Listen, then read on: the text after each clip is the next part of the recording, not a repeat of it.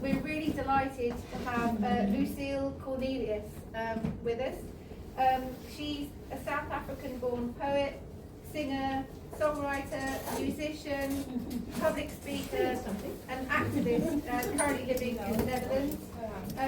She's also a well-known anti-gender-based violence and political activist in her home country. Her passion for justice and equality for all people, especially the marginalised, has seen her mount some well-known platforms alongside other activists in Europe, with people like Jeremy Corbyn, Yanis Varoufakis, as well as the Palestinian community, Netherlands events, and in the Dam Square and at the Surge. She's also the current spokesperson for democracy, the Democracy in Europe movement in the Netherlands. So it's a real pleasure to have you with us today. Thank you. Wow. It's kind of unnerving to be between literally the great shoulders of these great leaders in the anti-war and anti-imperialism movement across the planet. I count it a great honor to be able to be amongst you today. I want to start by saying that NATO has to be renamed. Oh, yes. Not a truthful organization. If we listen carefully, we will hear a clear narrative. If nations care only about capitalism and militarization, it's clear that they don't care about the future. How many years do we have left in terms of capitalism and war? If you count Earth years, how much time do we have left if we continue along this trajectory?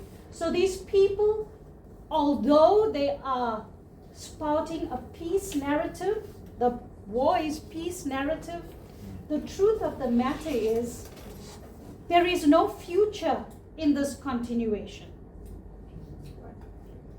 What and how much money will be relevant if entire nations are obliterated, the planet damaged beyond recognition from rampant capitalism? So the interesting theme today, from coalition to domination, is the direct antithesis of where we want to be as a planet. Interconnectedness versus intersectionality. Our interconnectedness is the most powerful thing we have on the planet to cause a power shift. That's why we gather in places like this, to continue the discussion. But I want our minds to imagine where to from here. We indeed need to move away from domination, which is a word of force. It's a word that creates an idea of unleashing of power, but rather into a people-centric change of systems and ideals that create unity, harmony, and ultimately result in peace. That's where we want to be as a planet, in a peaceful society. When I imagine the future, I want to see a warless society where children can not have to worry about, we don't have to have 16-year-old children standing in the UN and screaming that we destroyed their future. In the words of Vijay Prashad, war is a crime. We will not be manipulated by mad men with mad ideas, contributing to a mad society that destroys itself and its home planet in the name of a mad solution to our mad problems. Amen. War is not peace. It is war. We must call it what it is and embark on persistent resistance. I recently started to watch The Handmaid's Tale. I don't know if anybody watched it. Absolutely horrific, but so close to the reality which we seem to be facing these days. And something stuck out in my mind, and I want to say that to us in the room today. that whenever there is great oppression, resistance becomes irresistible. It becomes something that is a must, and we are at the point of resistance. It is now up to us, because those crazy people sitting in those rooms making these crazy decisions on our behalf will only result in a future that is hopeless. It's up to you and I to take back our future.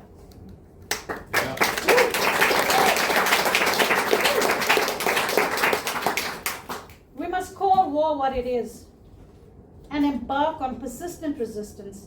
We must resist at every front, from every home, in every country in Europe and globally. We must condemn and refuse participation in such a barbaric method of negotiations and refuse the spilling of our children's blood in the name of peacekeeping and maintaining global balance.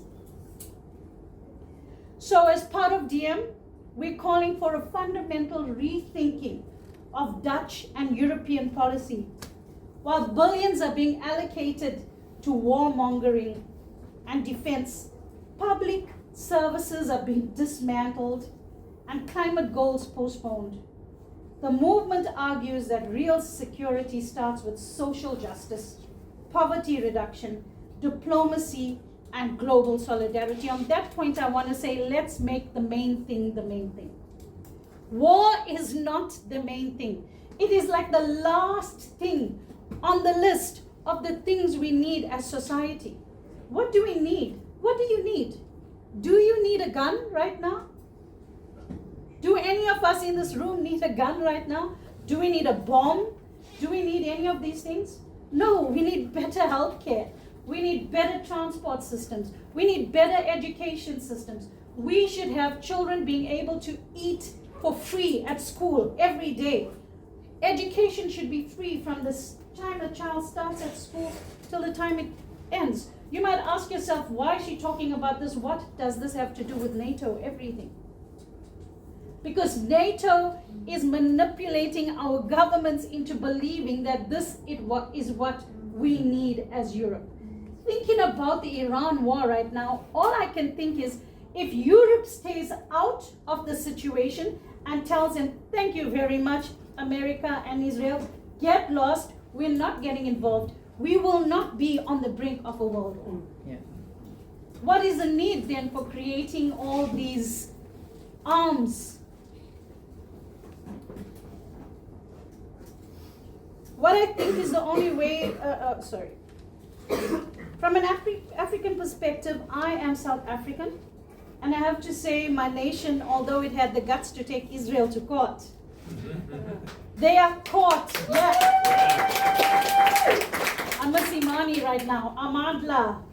Me too. But I have to say that my nation, although it had the guts to take Israel to court, they are also caught in the net of capitalism. And have to pay obeisance to their global masters. Because Africa has also been manipulated, and I would say seduced, into believing that it needs to participate in a global system that is only meant to fail humanity. And I feel that Africa is the birthplace of humanity. We taught the world Ubuntu. So why do we need to adopt Western ideology in order to solve the world's problems? We do not need war. We need to teach people how to love the earth, love the planet, learn how to create community wherever you live. It's the community that is the basis of humanity. Without it, we are all stuck in this individualism, crazy ideology of us four and no more. I mean, we were not born to just have a husband, a wife, a cat, and a dog, 2 children, a nice car, and a white picket fence. That's not our purpose. Our purpose is to be part of community, to be part of culture. And on that point, nationalism is the devil. It's the devil. It's what politicians use to screw us tighter into a corner, and it's an absolute lie. Especially coming from the fact that we are now a global community, truly a global community. Just like this, I can speak to someone in India right now. I can speak to someone at the tip of Africa, South Africa, my home country, in a matter of seconds. We are part of a global village. And so this lie that they keep telling us that the other person is your enemy, it's that person that's stealing everything you have, it's that person that's taking what you have, is an absolute lie, because it is destroying the fabric of humanity. Our job is to connect. And that's why I love the fact that we can come together as many nations represented in one room and pick up the cry and the call to divest from war. From a South African perspective, we want to be a global player, and also we want to bend the knee. We found ourselves as part of the US military domination plan, as I've heard recently that they are trying to use Simonstown, which is at the tip of South Africa in the Cape, as a US military base. Now let me tell you about how powerful narratives are. So I'm sure you all heard about the joke about the 49 refugees that went to the USA under the guise of white genocide, right? They told the world a lie that white people are being hunted and killed in South Africa, especially the farmers. And you know, Trump took Ramaphosa there, blah, blah, blah. But watch this. Elon Musk had his finger in the pie the whole entire time, because he wanted to start his organization there in South Africa and put drones in the area. Okay, suddenly now America wants a military base, and now he wants to put his drones there. And South Africa, which has always, since the release of our new government, is very democratic. We have the most powerful constitution in the world, which has instilled BEE, which stands for Black Economic Empowerment, into our law books, so that if any organization, corporation, etc. coming to South Africa, they have to do it in a way where it takes into account that Black empowerment is at the top and everything else needs to follow. But when Elon Musk negotiated after Ramaphosa was taken to the White House, named so aptly, all of a sudden, South Africa wrote a document, quick, and overnight published it, that in terms of this company, they were willing to overturn the BEE requirement. And that's why I say corporations are the lapdogs of domination. They're the lapdogs of all these nations that are part of these things. The Israels, the USAs of the world. Corporations are their means of entering areas and spaces and creating structures that keep them alive. So, I know my time is almost up. Let me say, we need to divest from the USA and their created crisis, which they imagine and manifest through narratives. How do we hold our governments accountable, and how do we, the ones whose hands are used for production, are used in complicity and in war crimes? And that's where my focus now lies. Narratives. They create the narrative, build the fear, and then manipulate the masses into thinking that war is the answer to our problems. You have to ask yourself, why now and why this? I believe it's because they recognize that the end for them is near. Yes. Interestingly, when apartheid was about to fall, South Africa invaded 4 nations around it. I end my talk today telling you, don't let go. If you ever held on, now is the time to hold on harder. The reason why they are pushing us into the space is because they recognize that empire is about to fall. It's about to collapse, and we have to be part of its utter and total destruction.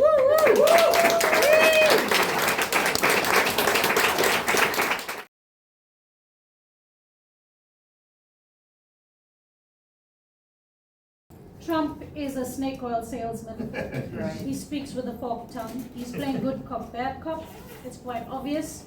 He mentally manipulated the Europeans who's all been in the last 3 or 4 decades trying to play catch up in terms of technology and all these things with the USA. And so he bamboozled them into believing that he's been carrying NATO all along, or the USA is carrying NATO, and this is his narrative. So you pay up, or else we'll pull out. He will never pull out because he needs the domination, because he is a little Trumpolini. I don't know what else to call him, but that's what he is. He's power hungry and power crazy, and he wants the USA to actually be Rome. That's his idea. Exactly. Secondly, we as human beings need to reimagine the future and reimagine a capitalism-less future. And the only way we can hold our governments accountable, unfortunately, is through national strikes, because that's the only language that they understand. They understand money. 150,000 of us stood in The Hague, and they didn't care a hoot. They're holding their conference here this coming week. That's what they think of our activism.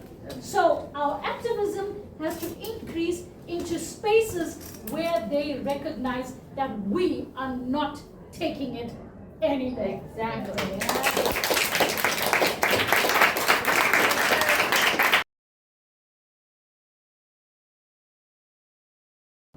Don't ignore the fact that Ritter believes he's part of an empire. That's actually a confession. And the empire that he answers to is the USA. So he's part of the imperial power structure that exists in the earth. That's why he speaks so arrogantly, because he is recognizing in himself Nero and Napoleon. And this is what they've done over the years, is ride through the nations with fear and bloodthirstiness, controlling people. It's actually a confession. It's a confession. In terms of Africa, like I said, Africa needs to come to the realization that it cannot do politics or anything else like the West has done.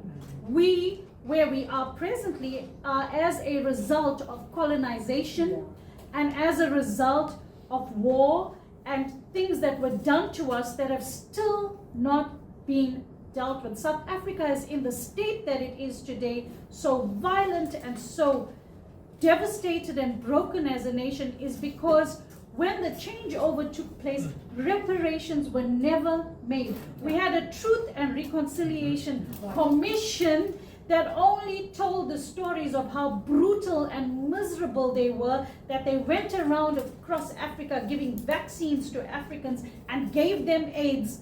They've actually confessed these things, but reparations were never made to those devastated by the system. And so if Africa wants to move forward from where it is into a future and truly become democratic, it needs to divest from Western ideology. Yes. And we need to recognize that the answer to the global crisis is actually Ubuntu. It is actually recognizing humanity in the other. It is actually community. It does take a village. Yeah.